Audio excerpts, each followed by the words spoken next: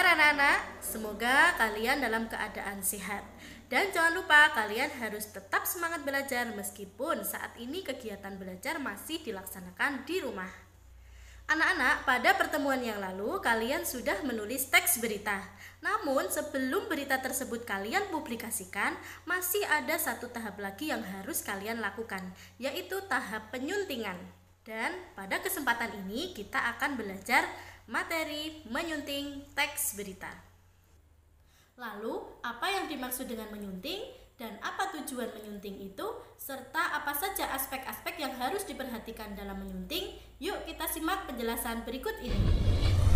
Menyunting memiliki arti memperbaiki atau mengedit, sedangkan menyunting teks berita berarti memperbaiki teks berita yang telah kita buat.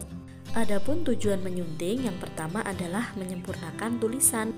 Kalian bisa meringkas, melengkapi, mengurangi, dan menambahkan tulisan yang telah kalian buat agar tulisan tersebut menjadi sempurna. Tujuan menyunting yang kedua adalah mencegah terjadinya kesalahan bahasa. Di sini kalian harus memperhatikan ejaan, tanda baca, dan tata bahasa. Kalian bisa berpedoman pada buku EYD, buku tata bahasa, atau Kamus Besar Bahasa Indonesia atau KBBI. Tujuan menyunting yang ketiga adalah mengubah struktur. Nah, di sini kalian bisa mengurutkan bagian strukturnya, dimulai dari kepala berita, tubuh berita, dan bentuk ending atau ekor berita. Sedangkan tujuan menyunting yang keempat adalah mencegah kesalahan isi. Nah, di sini melalui menyunting kalian bisa mencegah masuknya opini wartawan, misalnya dalam berita konflik di pengadilan, konflik SARA, kampanye politik, dan lain-lain. Selain itu juga mencegah pencemaran nama baik, kabar bohong, plagiat, yang semuanya itu dapat merugikan lembaga atau perusahaan pers yang bersangkutan. Selain itu juga mencegah berita basi atau kadaluarsa. Lalu, apa saja aspek-aspek yang harus diperhatikan dalam menyunting teks berita? Aspek-aspek yang harus diperhatikan dalam menyunting teks berita, yang pertama adalah kebenaran isi berita, kedua kelengkapan isi berita, yang ketiga adalah struktur penyusunan berita, dan yang terakhir adalah penggunaan bahasa. Mari kita bahas satu persatu dari aspek yang pertama, yaitu kebenaran isi berita. Berita yang baik itu harus ditunjang oleh keakuratan fakta-faktanya, sehingga kebenaran isi berita tersebut dapat dipertanggungjawabkan. Aspek yang kedua adalah kelengkapan isi berita. Berita yang lengkap ditandai oleh hadirnya komponen-komponen berita yang terangkum dalam rumus adik Simba. Nah, anak-anak, kalian masih ingat kan apa itu adik Simba? Adik Simba itu adalah apa, di mana, kapan, siapa, dan bagaimana. Jadi berita yang lengkap itu adalah yang bisa menjawab adik Simba atau 5W+1H. Aspek yang ketiga adalah struktur penyusunan berita. Nah, anak-anak masih ingat ya struktur teks berita itu? Yang pertama itu dimulai dari bagian kepala berita, kemudian bagian tubuh berita, dan yang terakhir adalah ekor berita. Nah, dari ketiga struktur teks berita tersebut, bagian yang paling penting itu ada di kepala berita. Yang terakhir adalah aspek keempat, yaitu penggunaan bahasanya. Di sini kalian harus memperhatikan keefektifan kalimat. Artinya, kalimat yang efektif adalah kalimat yang tidak mubazir atau kalimat yang hemat. Kemudian, kata-kata yang digunakan dalam teks berita itu harus menggunakan kata baku. Serta kalian juga harus memperhatikan ketepatan ejaan dan tanda bacanya. Contohnya adalah penulisan kata depan di dan tanda petik 2 pada kalimat langsung.